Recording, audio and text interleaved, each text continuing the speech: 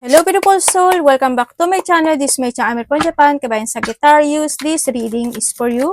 April 1 to 15, 2026. Maraming salamat muna sa mga subscriber, new subscriber, cross-watcher, at sa mga bagong pasok dyan. Welcome na welcome kayo sa bahay ni Ate Aimee. Salamat din sa naktaba ng puso ninyong mga comments at sa mga nagpa-personal reading. Marami pong salamat.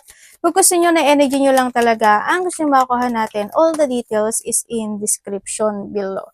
Pakicheck na lang, general reading tayo, kunin mo lang ang sayo, at itapon ang hindi naman talaga sa'yo. Maaring vice versa, energy mo, energy ng person mo, energy ng malapit sa puso mo, nangyayari, or mangyayari pa lang. Use your own intuition, lawakan nyo inyong isipan, ano man ang gender mo, ano man ang edad mo, wala sa baraha ang kapalaran ng tao, kayo pa rin ang makapagpapabago nito. Gawin yung guide, yung mga warning, hindi yun negative, it's a warning para magkaroon din kayo ng idea, awareness, action, change of action, decision, at mga pwede nyong maiwasan at iba pa.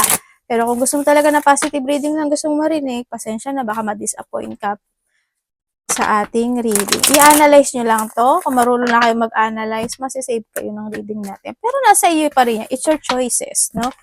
Okay, Sagittarius. Okay, Candle, you will be shown the way.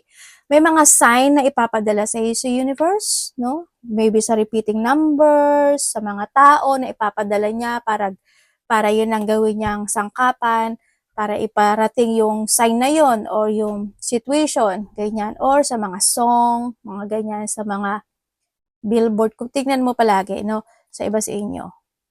Yan. May mga sign daw na darating. And someone will try to make you do something against your will. May tao na may masamang pakay o masama ang intensyon sa iyo, no? Kaya mag-ingat ka. Kaya pwedeng nahandun din yung point of the candle, ano? Parang handun yung point of sign. Pwedeng you need to focus to a red flag din sa nakikita ko dito. Isa rin yun sa magiging sign mo rin kasi dito sa situation, ano? Sa nakikita ko sa iyo dito. Diyan. Or pagdating sa sarili, no, siguro enlightenment. Kanya magkaroon ng enlightenment sa sarili pagdating dito sa situation na ito. And meron tayong you will be taken care of in a difficult times. May stuff tayo, no? Siguro may mga difficult times sa pagdadaanan by this April. Sa nakita ko dito, hindi ko alam in what way, sa trabaho mo, sa mga connections mo, pwedeng kay club or sa mga tao, commitment, pwede sa mga taong commitment mo, ganyan, sa iba sa inyo. Yan. Pwedeng sa kay Bull. Relate ka ba kay Taurus? Ganyan. Ako nakikita sa iyo. Sa iba sa inyo, mag-ano ka daw parang you show your strengths. Parang hindi mo pakita yung kahinaan mo or ipapakita mo sa ibang tao yung ano mo, strength o yung tatag, lakas, tibay, katatag, mga ganun. No? Sa ako nakikita sa iyo. Pwede rin na dito yung point when it comes sa candle and drink kasi maybe there is someone na when it comes to a club, siguro may tao na nagkaroon ng enlightenment sa iba sa'yo. So, andito rin kasi si club. Pwede ikaw yung nagkaroon ng enlightenment or someone who's committed or connected sa'yo, nagkaroon siya ng enlightenment. Yung iba naman sa inyo, kasi handito si candle, ibig sabihin, when it comes to club and the candle kasi, is ibig sabihin, may tao na nagmamatsyag sa'yo or nagmamatsyag ka. Na tao na hindi maganda ang intensyon or yun nga, against sa'yo. Hindi siya pabor sa'yo, mga ganyan. May pagmamatsyag. Yan, may mga difficult time situation. Ay, may ahas, apple. Mahilig kayo sa apple. Yan, ingat kayo sa mga tukso, mga temptation situation, sa mga tao na magaling magsalita, sa mga tao na behind your back, kasi nandito rin tong si Club, is pwedeng sakmalin ka at tuklawin ka, di ba? Kung sino man ang ahas sa buhay mo. And also, become sa stop and the apple din kasi is may tao na halimbawa makikinig sa sayo, tapos papakinggan ka lang niya pero hindi niya isa sa loob. Pwedeng na doon sa point na yun, ano, yan. Pwedeng na doon sa point na may difficult time kasi may tao na malapit sa'yo na kahit sabihan mo siya, matigas ang ulo, minsan hindi nakikinig, oo lang, pero gagawin ulit, mga ganun sitwasyon. No? Mag-ingat ka lang basta sa mga magagaling din magsalita dito sa situation, ano. Yan. Sa mga tukso, lalo na mga paggastos-gastos mo, ingat ka rin din. Sabi mo, ate, wala naman ako gagastusin eh. Pero it's up to you, no? Malaki o maliit yung ginagastos mo, it's up to you. It's your money, no? So, nakita ko dito, yan, baka may mga mapanukso sa iyong mga mata. Mga ganyan situation. And someone, ay, kasasabi ko lang. Yan, may tao na matigas ang ulo at hindi siya willing mag-change. Ganyan. Someone who's connected to sa'yo. Pwedeng nandun yung point na behind your back, kasi nga hindi rin si Club. Baka may tao dito na behind your back, ayaw niya talagang magbago at matigas yung ulo niya. Or pwedeng, kung sino man itong tao na to, no? O kaya person who's connected sa'yo, kasi andun rin kasi si commitment. Yan. Kung sino man ito matigas ng ulo at walang balak magbago ng buhay, magbago sa buhay. Pwede ikaw rin yan. Kung titingnan ko, pwede ikaw rin yan. May mga sitwasyon siguro na na minsan may natural kasi sa buhay ng tao na yung magiging matigas ang ulo mo, no? Natural na yun. And slowly but surely getting ahead. Nagiging mabagal o nagiging slow man ang situation mo this time is makakarating at makakarating ka rin sa paroroonan mo, kumbaga. Kumbaga sa situation when it comes to a money, is slow slow man dumarating sa iyo yung money, but it will improve. Basta iwas ka lang sa mga temptation, sa mga tukso o mapanuksong sitwasyon. Ganyan. So, sa relationship naman ito, siguro nandun yung point na masabaan mo pa yung pasensya mo, huwag kang pabigla-bigla, and then, yun, hindi kailangan kasi dito is hinuhulma, no? Ganyan, progressing and paghuhulma. Ganun na sitwasyon. Huwag biglain. No, ingat ka rin. Kung mga bago man yan, ganun din. Kasi andito si Ahas. Kasi, alam mo naman habang pinipilit mo kasi yung sitwasyon, di ba? Habang pinipilit mo yung sitwasyon kasi nakapulupot pa ito. Lalong papaglas. Di ba? Kaya medyo slowly but surely lang din sa nakita ko dito. Yan. Maaari handle din yung point na this time is you are more on take good care when it comes to yourself dito sa tortoise, no? Sa iba sa inyo. Yan. And meron kang feeling tied down or frustrated. Pwedeng nagkakaroon ka ng ganito dahil dito sa sitwasyon na to. Sa mga tauhan mo, sa mga friend mo, sa karelasyon mo, o sa mga tao na matigas ang ulo at unwilling to change, mga ganyan. Ako nakikita. Or maybe, nahandun sa point na magkakaroon ka ng mga frustration kasi alam mo yung halimbawa, may mga utang ka, o kaya mabagay yung pasok ng pera, mas maraming lumalabas, siguro nahandun sa point of frustration to, no? Sa iba, sa inyo. Kung saan man yan, pwedeng dito kay Ahas, di ba? Yung behind your back, di ba? O kaya kay Mul or staff, mga ganyan situation. May tungkod ba kayo? Yan. And, new home, new attitude. Okay, we come sa new home and attitude. Siguro magkakaroon kayo ng mga changes of place, house, or pagbabago ng mga bagay, sitwasyon, no? Pwede magpaparenovate ka, bibili ka ng bahay, kay mga ganyan, sitwasyon. O kaya naman kasi handito rin kasi si Candle, siguro handun yung point of a family member or a person who's connected sa'yo, pwedeng handun yung point na magkakaroon ng pagbabago. Sa nakikita ko dito, magkakaroon ng pagsasaayos. Sa iba naman sa inyo is mga paglilinis ito, no? Siguro nahandun yung point of paglilinis ng mga sitwasyon sa buhay. Pwede maglilinis ka ng bahay, maglilinis ka ng mga bagay-bagay. Kumbaga nahandun yung point na unti-unti mo siyang lilinisin, unti-unti mong aaksyonan, unti-unti mong kung ano man yan. Kasi si Tortoise, sa iba naman sa inyo, pwedeng kapamilya or a person who's connected sa iyo na hindi siya willing na magbago sa ngayon. No, kaya sabi dito sa Tortoise, kasi mapoprostrate ka lang. May mga new attitude din, siguro magkakaroon ka ng mga new attitude situation, may mga bagay kang babaguhin sa sarili mo or sa ugali mo, ganyan. Siguro, kung ikaw to Tortoise, mas magiging more impatient ka this time, ganyan. Mas more ka magiging maingat this time, mas more ka, basta there's a new attitude situation kasi ako na nakikita sa iyo. Yan. Mga paglilinis ng bahay. O paglilinis ng bahay, sitwasyon at bahay man yan. Or any situation in life. Tingnan natin ang energy mo. Energy ni Sagittarius.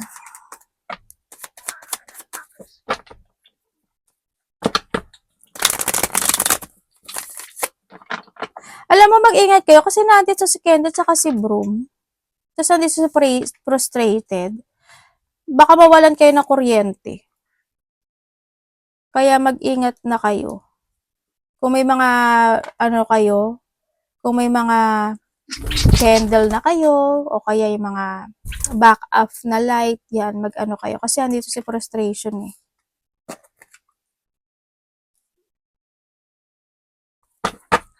Energy niya.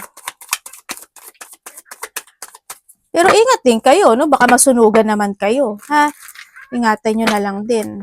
Kasi andito kasi si frustration. Tingnan nyo rin yung ano, hindi mamawala ng ano, na kuryente, pero tingnan nyo pa rin yung mga saksakan nyo, ha? Kung nagagamit kayo ng kandila, yung mga kalan-kalan nyo, ingatan nyo pa rin. Kaya andito si Tortoise, diba? Kailangan pag-isipang mabuti rin. Ingat lang din. Be careful. Energy ni Sagittarius.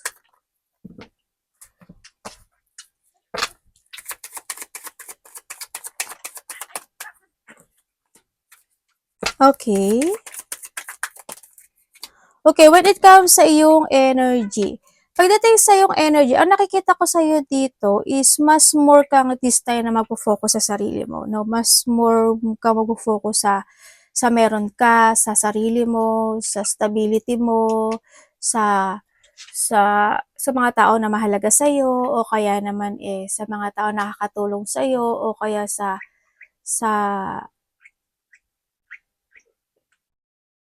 stability in life, sa mga taong gusto mo suportahan, sa mga taong susuportahan, dahil dun ka sa point, isa sa inyo is more on focusing to yourself din dito sa situation. Mas magkakaroon, parang mas magkakaroon ka ng kamalayan this time to focusing to yourself, to your stability, sa mga taong nasa paligid mo, ganyan. O kaya handun yung point na may mga sitwasyon na magiging more on understanding ka na this time. Mas magiging more on ano ka, sabi ko sana mabait no? Mabait ka naman, Sagittarius. Siguro, mas may mga bagay na iintindihin mo talaga na handun ka sa point na yon.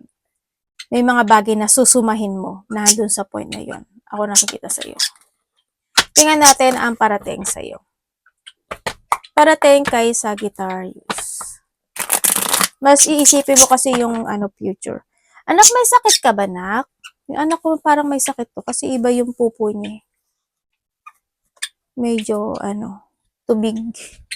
Parating kay Sagittarius. Please show me.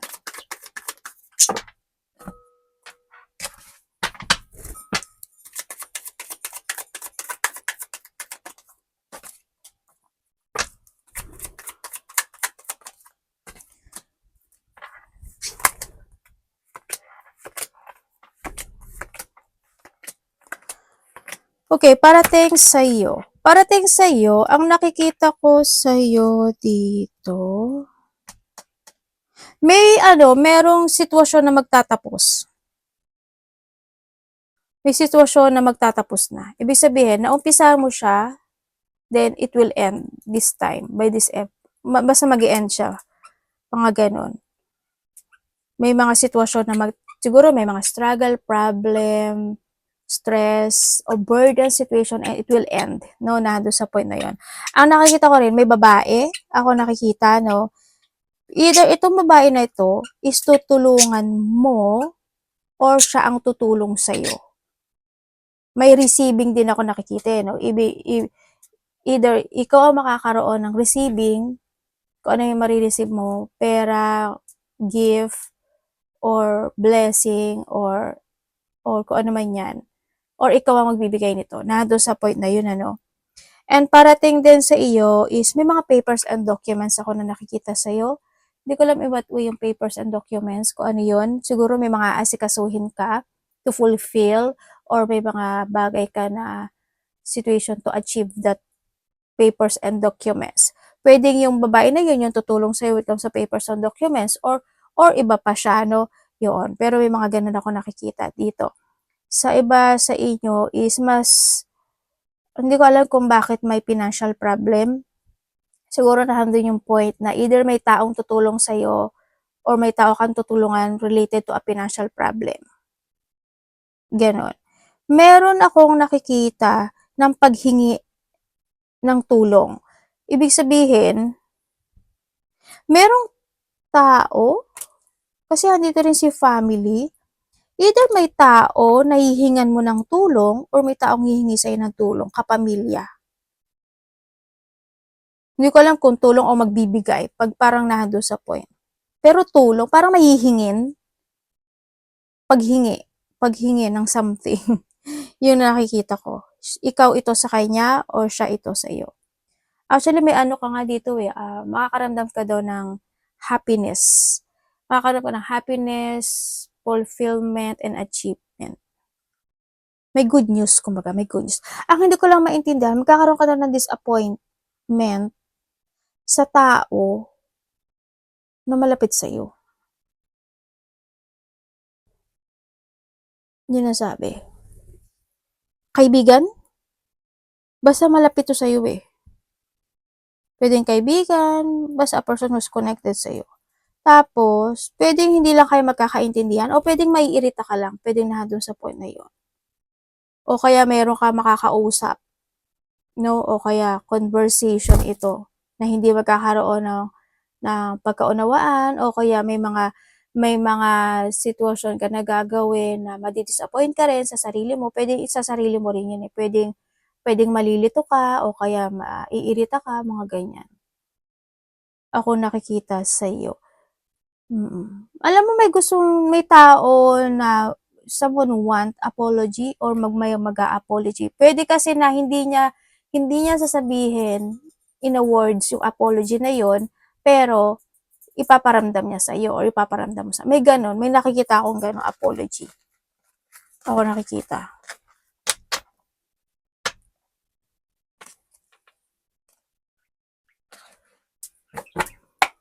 Ano po yung dapat iwasan sa guitar?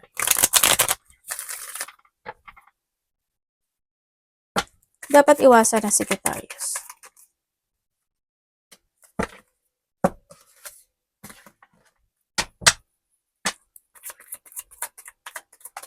Ay, may minsan daw sasakdo yung ulo mo tsaka paa mo sa parating.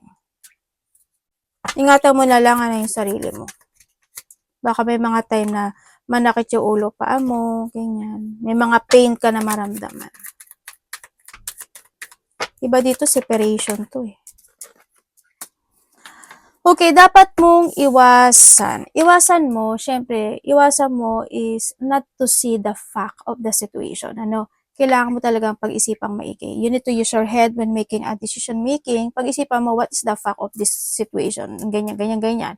Sa mga salita mo, sa mga sasabihin mo, sa mga action, decision, o kung ano man yan.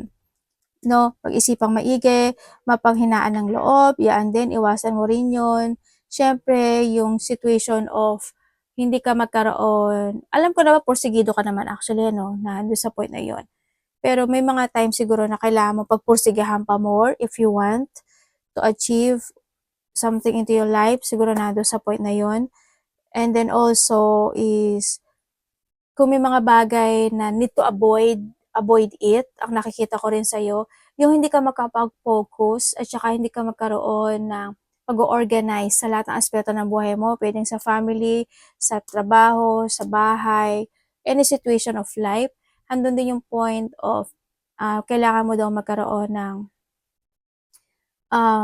sistema.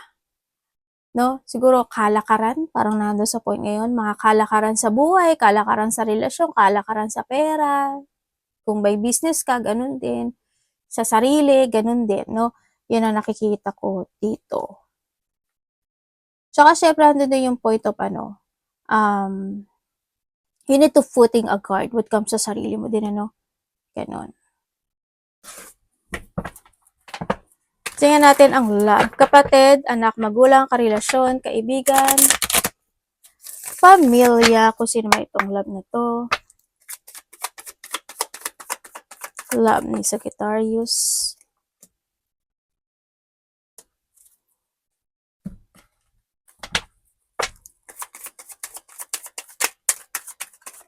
Ay.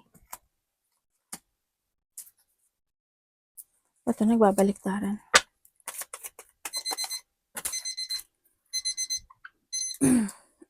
Okay, kung ikaw is single.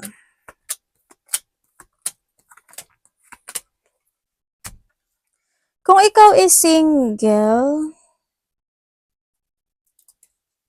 uy anak, ano yan? Patingin, ano yung kinakain mo? Kain ka ng kain, tas mamaya susuka ka. Okay, ang sa mga single diyan, patingin. Tatanggalin nga ni mami. Okay. Sa single diyan, maaring may nakakausap ka. Pero andito, kung single ka, sabi dito kasi, in the divine timing. Yun ang sabi. Ibig sabihin, wag kang gaano magmadali. No, nandun sa point na yun. Kasi in the divine timing, ibibigay niya yung tamang tao para sa'yo. Kasi you have the magician. Ibig sabihin, itong tao na to is yung tao na gagawin niya yung lahat talaga para sa'yo. With the sword and the strength. No, yun na nakikita ko dito. And the Nine of Cups. Talagang ito yung, kumbaga nandun yung point na hayaan mong tumakbo yung will papatungo sa'yo. No? Kumbaga, hindi mo kailangan na magmadali, hindi mo kailangan na mag-action, hindi mo kailangan na ano, kasi darating at darating daw yun. Anak, ano ba yan? Yun. Pero sa iba dito, maaring may kinakausap na kayo o nakakausap. Basta mas blocking, ano. Ganyan. Or ignoring ito. Kasi may ignoring situation ako nakikita eh. Okay.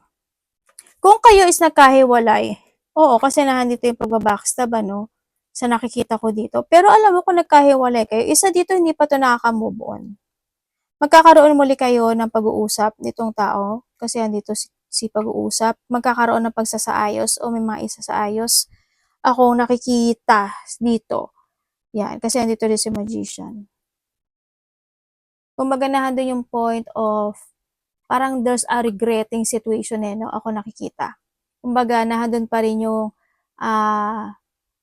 nahahatak siya ng nakaraan ng isa sa inyo. Kaya nakita ko dito is may pagbabalik or magkakaroon kayo muli ng connection nitong tao na to. Yan. May pagsasaayos kasi na magaganap eh. Kumbaga, hindi ka pa naman talaga niya totally nakakat sa buhay niya sa mga nagkahiwalay dito. Yun ang nakikita ko. Ang nakikita ko lang dito, isa dito kasi sa inyo is parang hindi niya alam kung paano tatawagan ka ba niya, ite-text ka ba niya, parang nandun siya sa point of thinking of two path or thinking of two situation. Kasi hindi ko alam, there's a frustration situation kasi ako nakikita sa isa sa inyo, sa mga nagkahiwalay. Kung kayo naman is in a third party relationship dito sa situation, yung sitwasyon niya kasi paulit-ulit lang nagaganap o nangyayari, no? Yun na nakikita ko ayos, magiging maayos, maging hindi ayos. May mga sikreto akong nakikita sa inyo. Isa sa inyo masikreto, pero still naman pinaparamdam naman ng bawat isa or isa sa inyo yung yung sorry niya o yung apology. Ganyan. Parang bumabawi, parang something bumabawi or pwedeng na doon sa point, hindi man siya mag-sorry, parang pagbawi lang. Pero yung cycle nyo, same pattern, no? Pero sa third party, alam nyo naman siguro nyo, no? Kahit nandun yung point na, kasi isa sa inyo malungkot.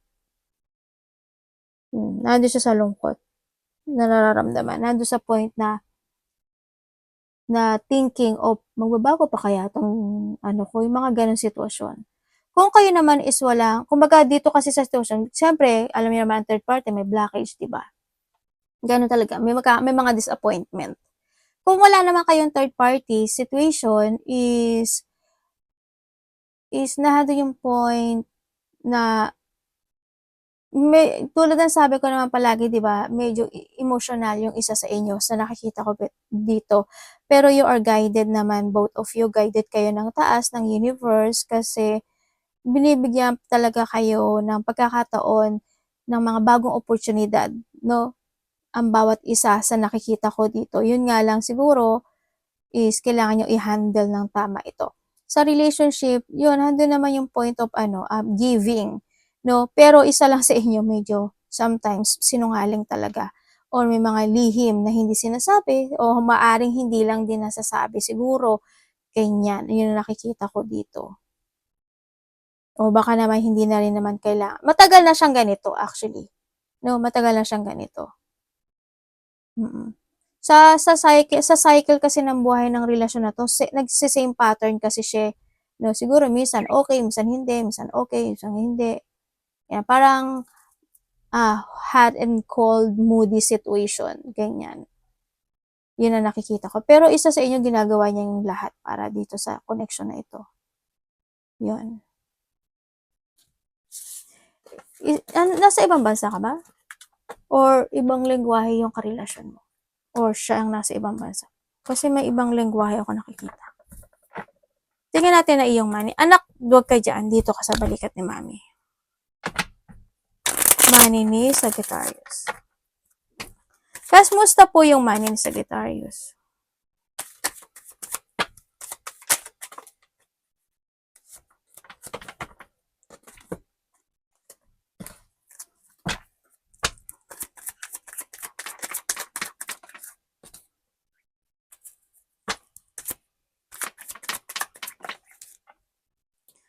Devil. Okay, pagdating sa iyong money. Pagdating sa money mo daw is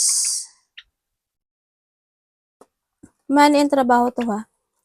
Meron ka daw tao na susuportahan pagdating sa pera. O pagbibigyan something. Sa pera mo kasi, siguro may mga ipon na pwedeng lumabas. Sa iba, ha, yun. Sa iba dito magkakaroon ka ng may mga lungkot. Siguro hindi naman ganun kalaki. Lungkot or disappointment. Ganun ang ako nakikita. Pwede rin kasi na yung disappointment and lungkot na yun, yung tao na yun ang bibigyan mo ng tulong or suporta pagdating sa pera kasi baka ganun yung sitwasyon niya. Pwede nandun sa point na yun. O kaya naman sa iba sa inyo is meron daw kayong meron kang naiisip or pwedeng meron kang tatahakin o tinatahak o gagawin na isang sitwasyon. There's a path kasi, no? There's a path na maaring yun yung makakapagdagdag sa ipon mo sa pera. Yun ang sabi. Kung nag-iipon ka man. Yun ang sabi dito, Ibig sabihin, try mo tong si Broom. Tsaka si Candle. Kung may idea ka na naiisip or may gagawin ka, yun daw yung makakatulong sa'yo. Para mas maging maganda yung flow ng money. Yun. Feeling trap yung iba dito, no? May mga toxic kayong tao sa buhay. Yon ang nakikita ko sa'yo dito. Kung may mga pagkakautang, maaring lalayo ang kanya kasi wala siyang, o ikaw wala siyang pambayad. Mga ganun sitwasyon. May mga pag-iwas din kasi ako nakikita kasi nandito si Devil. Ingat na lang kayo sa pera, ha. Basta huwag kayo masyadong alamin nyo muna yung goal nyo, alamin nyo muna yung kung tama ba yung tao na yun, tama ba yung mga pipindutin, yung mga ganyan. Alamin nyo maigi. Kumbaga, you need to see the fact of the situation kasi may disappointment ako nakikita tsaka sadness, diba? Baka sa inyo mangyari yan. Sana hindi mo energy.